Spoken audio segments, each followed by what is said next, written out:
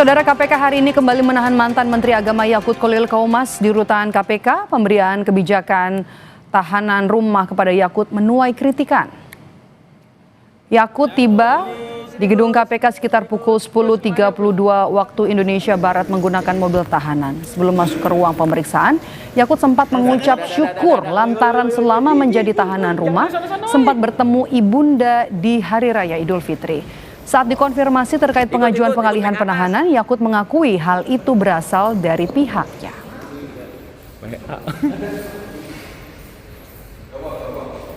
Alhamdulillah, saya bisa sungkem ke ibu saya. Berarti itu permintaan jatuh.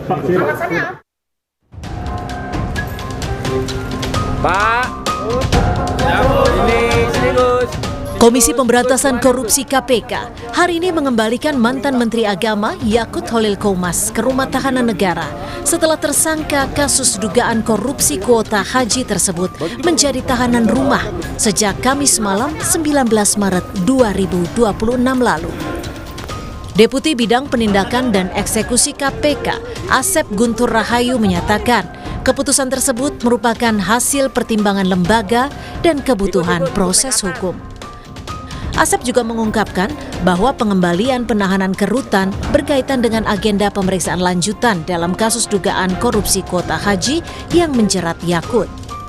Sementara, terkait sempat dialihkannya Yakut sebagai tahanan rumah, menurut KPK, salah satu alasannya adalah kondisi kesehatan tersangka. Mengalihkan kembali penahanan saudara YCI ke rumah tahanan negara.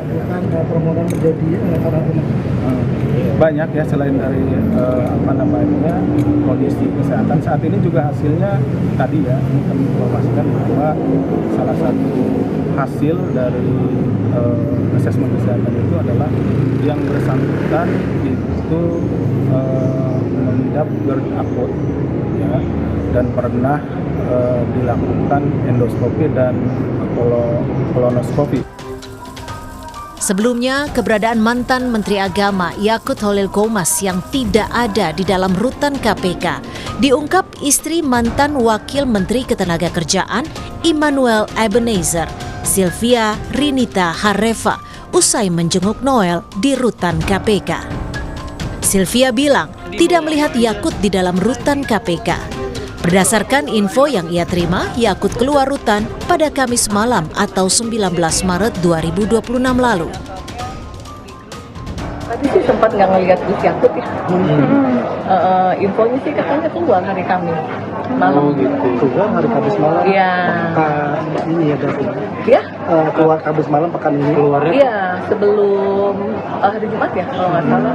Kenapa? Infonya sih katanya mau diriksa ke depan, tapi sholat Id kata orang-orang dalam ya nggak ada. Beliau nggak ada. Berarti sejak Kamis malam keluar itu sampai dengan sholat Id rekan-rekan di rutan tuh nggak pernah ngelihat? Nggak ada. Info tadi Jam 7:10 kata menurut info dari dalam ya. Mantan Menteri Agama Yakut Khalil Qaumas sejatinya sudah ditahan KPK sejak Kamis 12 Maret 2026 lalu. Yakut ditetapkan sebagai tersangka dalam kasus dugaan korupsi kuota haji. Bongga Wangga, Kompas TV, Jakarta.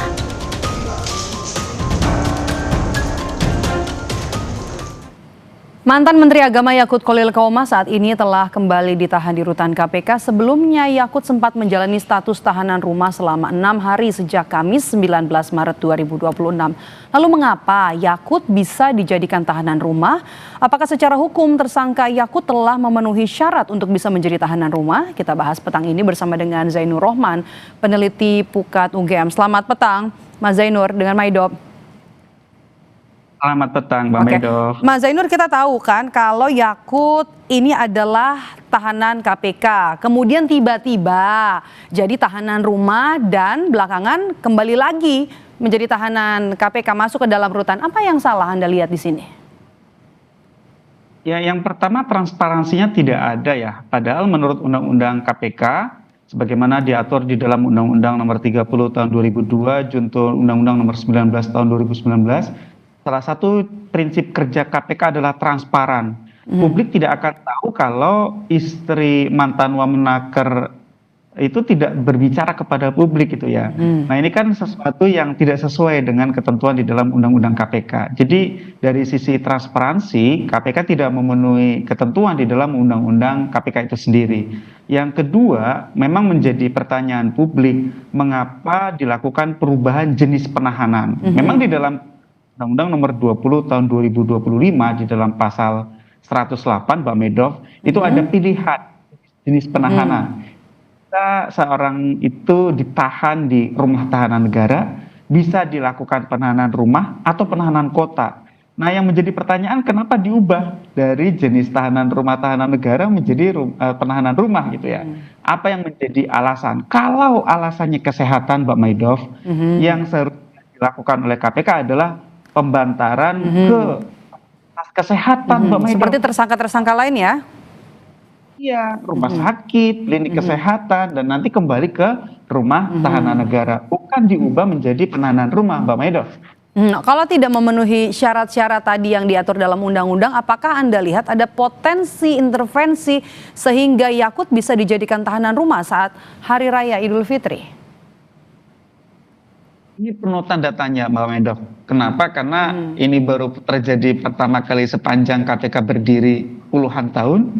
Yang kedua, undang-undang juga sebenarnya tidak mengatur secara jelas. Kalau memang dari awal tidak butuh ditahan, ya nggak usah ditahan. Tapi kalau sudah ditahan, kenapa diubah bentuk penahanannya dari penahanan rumah menjadi tahanan negara menjadi penahanan rumah. Nah, oleh karena itu, Mbak Maidov, untuk dapat jawaban apa yang menjadi faktor penyebabnya, maka menurut saya perlu dilakukan pemeriksaan internal. Apa sih KPK mengubah?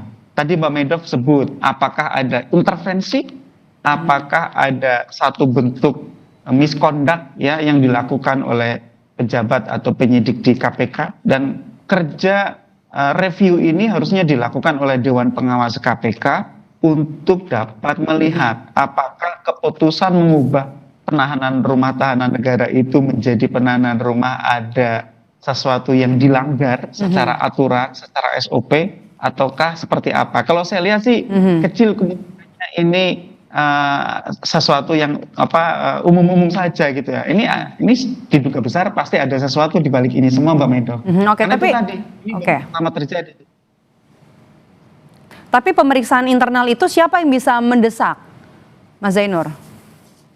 Ya, Mbak Medov, pemeriksaan internal itu bisa diinisiasi langsung oleh Dewan Pengawas KPK, bisa berbasis laporan. Misalnya ada publik yang melaporkan kepada Dewas untuk dilakukan pemeriksaan gitu ya.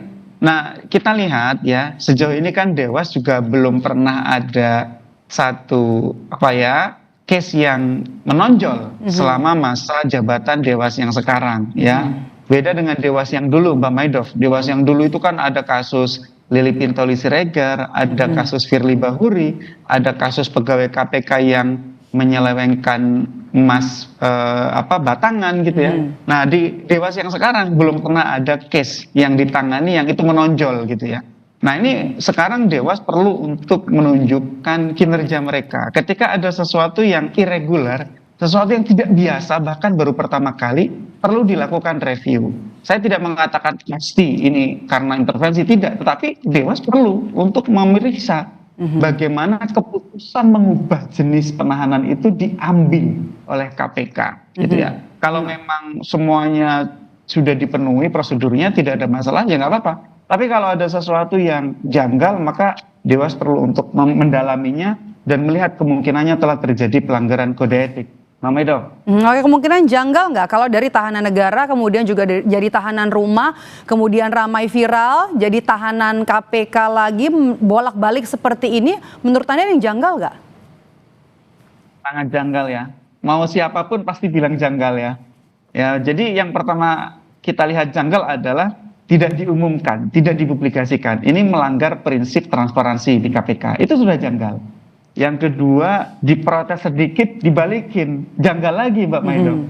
Yang ketiga, alasannya karena faktor kesehatan. Janggal juga. Kenapa, Mbak Maidov? Karena kalau alasannya faktor kesehatan, pembantarannya dialamatkan ke rumah sakit atau klinik untuk diobati penyakit apa yang diderita. Kalau sudah diobati, kembalikan lagi ke rumah tahanan negara, yaitu di rutan KPK, bukan dibantarkan menjadi tahanan rumah. Sehingga menurut saya setidak-tidaknya itu ada 3 kejanggalan itu tadi, Mbak Maido.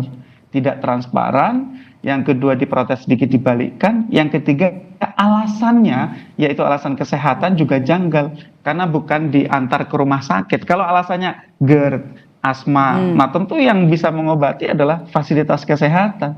Kalau di rumah, siapa yang menjamin kalau di rumah dilakukan pemeriksaan? Dan sebenarnya ketika alasan kesehatan itu sebenarnya satu kondisi yang sangat wajar, Mbak Medov, dialami oleh orang yang ditahan. Orang yang ditahan itu mengalami tekanan secara psikis, sehingga biasanya mereka GERD-nya kumat atau penyakit lainnya kumat, itu sebenarnya biasa. Dan di KPK itu ada dokter dan tenaga kesehatan yang dapat menanggulangi itu, Mbak Medov. Oke, Mas Zainur, kalau begitu bagaimana kemudian supaya kasus ini tidak hilang begitu saja, menguap begitu saja? Apa yang bisa membuat didorong Dewan Pengawas KPK ini untuk bisa memulai pemeriksaan internal? Ya, kalau saya sih yang pertama memberi saran kepada pimpinan KPK ya. Pimpinan KPK agar mereka betul-betul hati-hati. Yang kedua harus dapat menolak semua bentuk intervensi.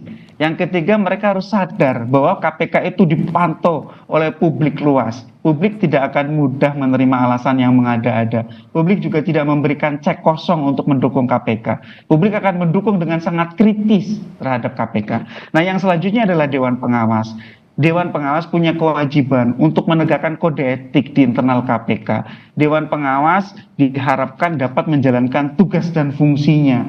Mereka selama ini belum punya skor, belum punya prestasi yang menonjol. Ini saatnya bagi Dewan Pengawas untuk dapat melakukan review terhadap kebijakan yang baru saja diambil oleh KPK yang mengubah jenis penahanan rumah tahanan negara menjadi penahanan rumah. Kalau Dewan Pengawas sudah melakukan tugasnya, umumkan kepada publik secara terbuka, Mbak Medov. Nanti publik bisa menilai apakah hasil kerja Dewan Pengawas itu ternyata juga bermasalah, ya, ternyata juga lembek, atau mereka zero tolerance terhadap segala macam bentuk ya pelanggaran, terhadap segala macam bentuk penyimpangan yang dilakukan oleh pimpinan maupun pegawai KPK. Mbak Maido. Baik, terima kasih sudah berbagi perspektif bersama kami di Kompas Petang hari ini, peneliti Pukat UGM Zainur Rohman. Sehat selalu, Mas Zainur. Selamat sore, Mbak Maido.